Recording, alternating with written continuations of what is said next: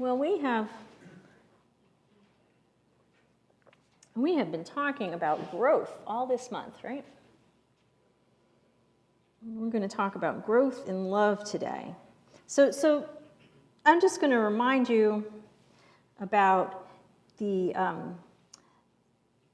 ways churches grow that we've been talking about by Lauren B. Mead, and the adaptation from Renee Ruchutsky, and that there was organic growth, which we talked about, the task of building the community, fashioning the organizational structures, developing the practices and processes that result in a dependable, stable network of human relationships in which we can grow and from which we can make a difference. And it's also the physical plant and the staff needed for the size of the congregation. Do you remember when we did that way back at the beginning of December when you thought you still had plenty of time to do Christmas shopping? Remember that? Okay.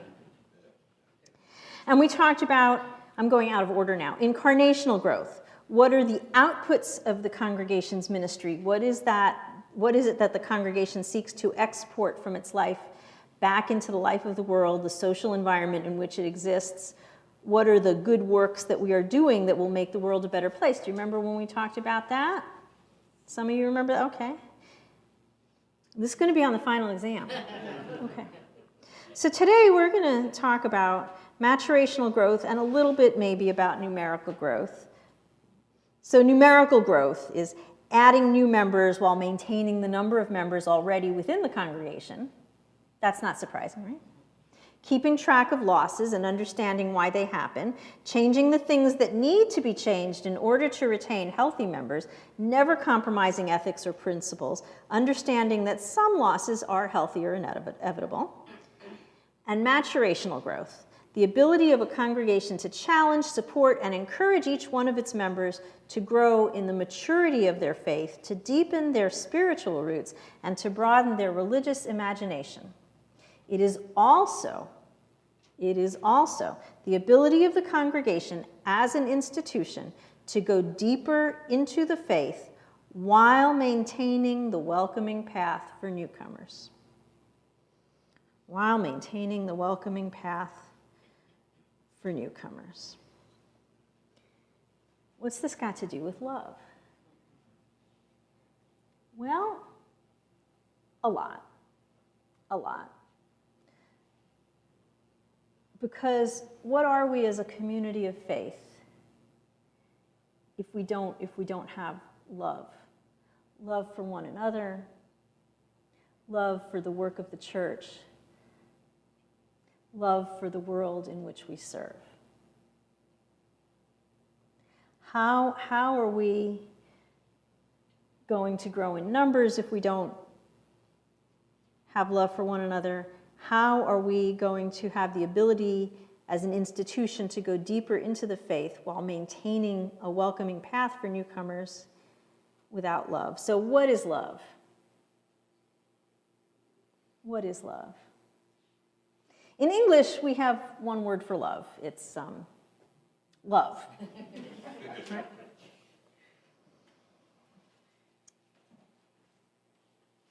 But in other languages, there are multiple words. And I'm going to talk to you today about a language I don't know, which is Greek. But if you study the Bible at all, which in seminary sometimes they make you do, you pick up some things here and there. So there are 4 different words for love in Greek, and we're going to go over that because we need to understand the kind of love that we're talking about.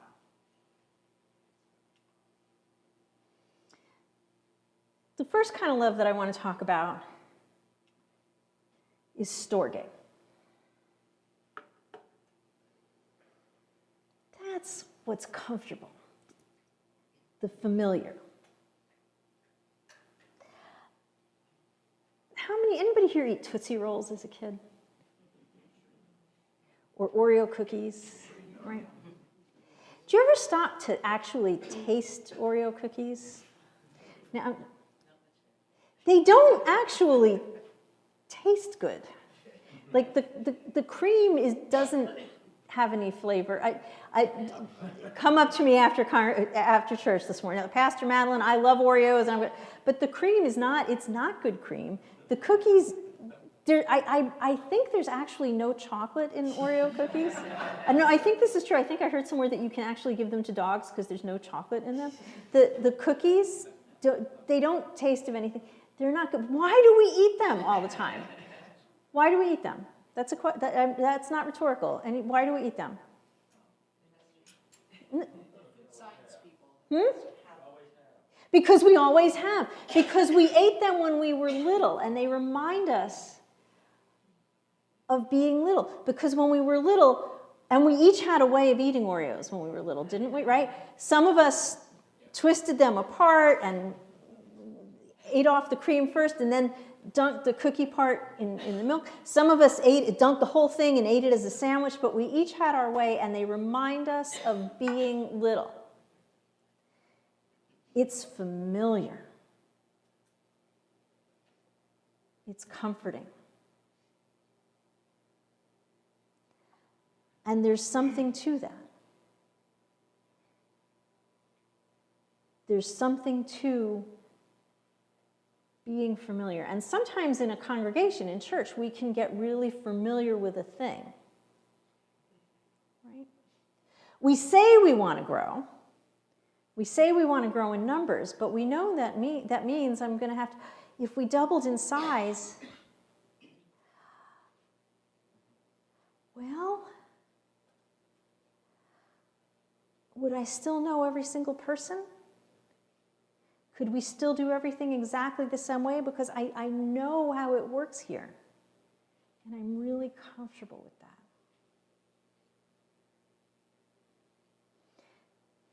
So that's one kind of love. Then there's the love that we tend to think about when we talk about love.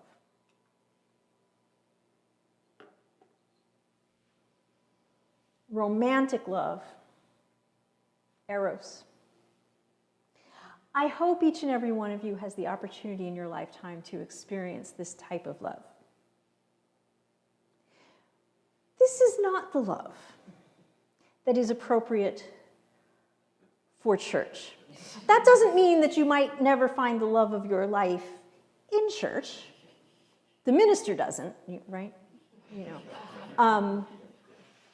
It's not a place where the minister interacts with congregants in that sort of way. But, you know, you might meet the love. When I was not a minister, I met my husband in the church choir.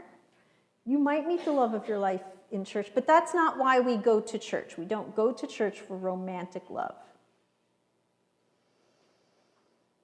Romantic love can be a selfish kind of love. What do I mean by that?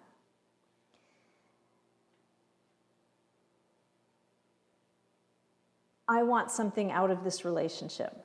That's not bad. It can get bad. It can get toxic and it can get ugly.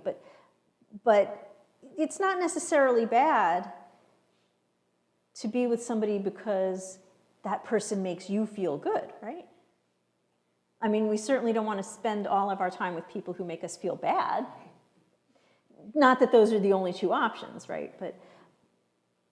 But romantic love tends to be relationships more toward the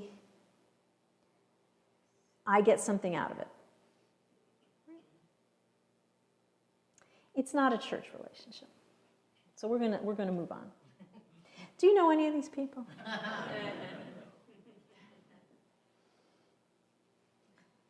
Certainly you know this guy. Okay. Church relationships and community group relationships are often based on philia, sibling love. The love we have, the care for one another. Now, in my family, both in my family of origin and with my children, I could mess with my brother all I wanted, and he could mess with me, but nobody else could. Even when he was little, and I'm 7 years older than he is, If anybody tried to mess with me, don't you mess with my sister. You don't get to, I'm the only one who gets to give my sister garbage, right? And my own kids the same way. They will tease each other mercilessly in love, but an attack on one of them is an attack on all of them. They love each other because they know each other. And they'll stand by one another, and they'll do anything for one another. They grew up with one another. But is it the ultimate love? Is it the ultimate love? Well, if you've been counting, you'll remember that I told you there are 4, and we're up to number 3.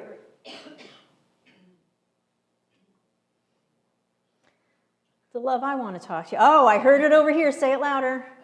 Agape. God's unconditional love. God's unconditional love for us. And this is the love that we want to be striving for. This is love that asks absolutely nothing in return. This is love that is poured out no matter what. This is love for people we haven't met yet. So there's a part in, now I want to say it's the Gospel of John, and I can't tell you what chapter right now, but it's actually a Lenten passage that happens closer to Easter, when Jesus is headed toward the cross. It's before the crucifixion, and he asks Peter, "Do you love me?" But in the Greek, he says, "Do you have agape love for me?"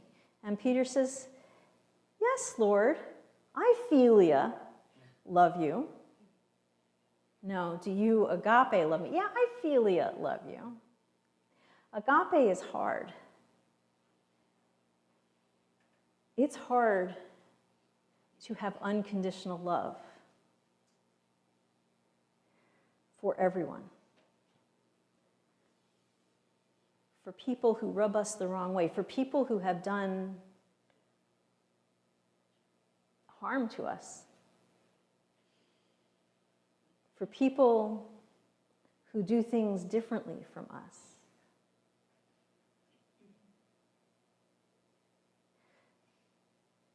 But this is the love we strive for in a religious community. This is the love we strive for in a religious community. Now, philia, that's tough enough. Really being there for one another, for the people that you know already, but unconditional love. Unconditional love for people we don't know yet. So if we're ready to grow, and we're ready to open our doors, and we're ready for more people to come in,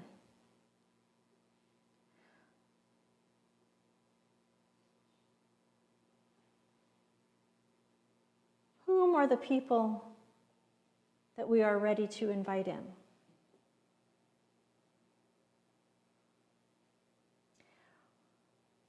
How radical are we ready to be? Are we ready to welcome more people as long as they are just like us? As long as they already think like us and worship like us and look like us and speak like us and like the same hymns?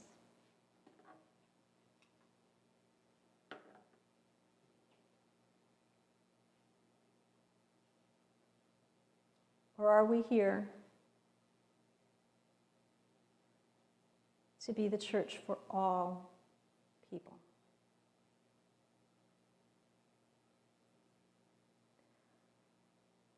Whom would you like to welcome?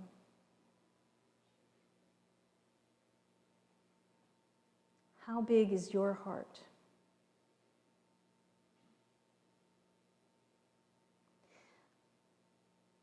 Now, if you're not there yet, it doesn't make you the Grinch.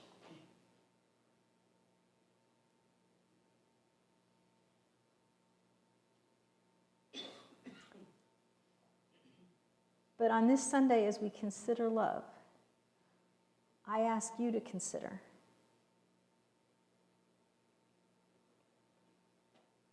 whom will you welcome? As I was preparing for this service today, our president defied 100 senators to shut down the United States government because he wanted over $5 billion to build a wall on the Mexican border to keep people out of our country. Whom are you ready to welcome in?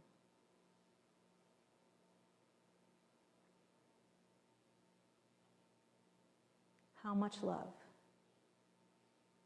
is in your heart?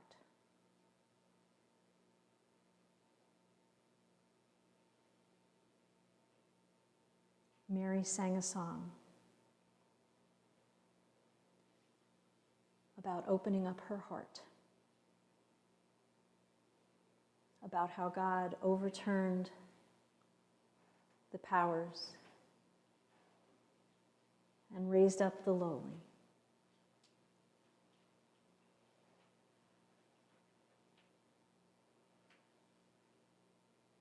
She was engaged in marriage to another man, and she said yes to what was now unknown to her. That, my friends, that was agape.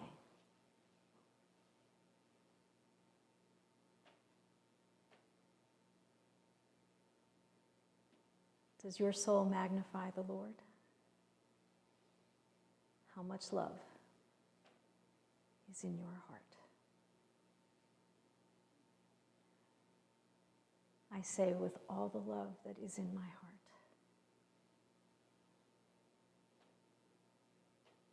Namaste.